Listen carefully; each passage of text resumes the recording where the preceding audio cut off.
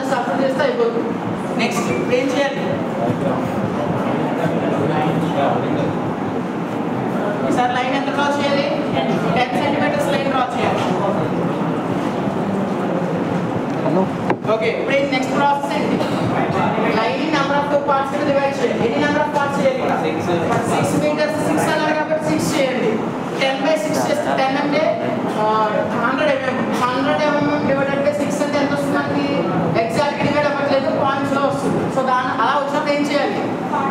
Number of line draw చేసుకొని divide చేసి join చేసుకోండి. సో ఇప్పుడు ఏం చేయాలి?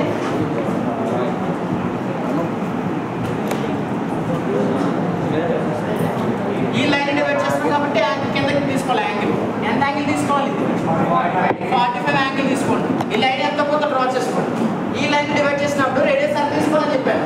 1 సెంటీమీటర్. సర్క్యులర్తో 1 సెంటీమీటర్ రేడియస్ తీసుకుని ఈ పాయింట్ దగ్గర నుంచి 6 ఆర్క్స్ కొట్టాలి.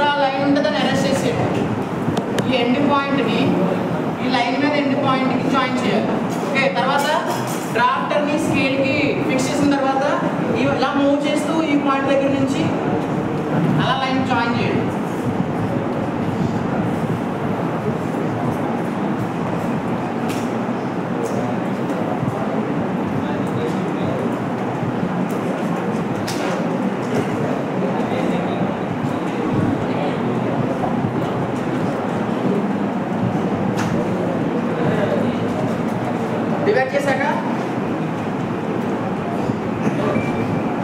ఏం చేయాలి? పైకి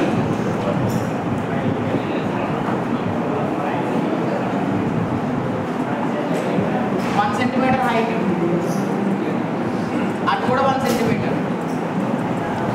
తర్వాత ఏం చేయాలి? దాన్ని బాక్స్ కన్స్ట్రక్ట్ చేయండి. నెక్స్ట్ ఇక్కడ వచ్చిన పార్ట్స్ని కూడా పైకి ప్రొజెక్ట్ చేయాలి.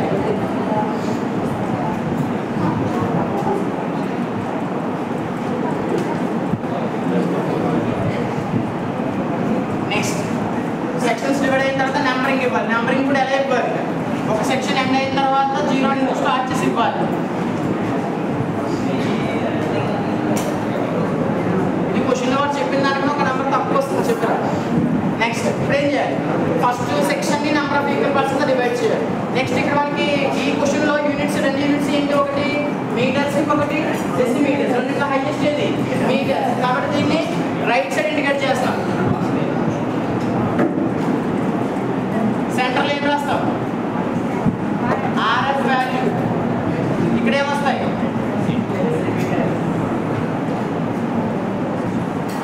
ఇప్పుడు ఈ ఫస్ట్ సెక్షన్ ఈక్వల్ పార్ట్స్ చేయాలి. 1 metre is equal to how many decimetres? 10 కాబట్టి ఫస్ట్ సెక్షన్ కి మళ్ళీసారి కూడా 10 ఈక్వల్ పార్ట్స్ చేయాలి. ఇది మనకి డైమెన్షన్ ఎంత ఉంటుంది? చాలా తక్కువ వస్తుంది. సో ఇప్పుడు దాన్ని 10 కరెక్ట్గా చేయలేదు కానీ పాయింట్లో వచ్చేస్తుంది. కాబట్టి ఇక్కడ కూడా ఇక్కడ చేసినట్టు ఇలా పైకి చేయాలి.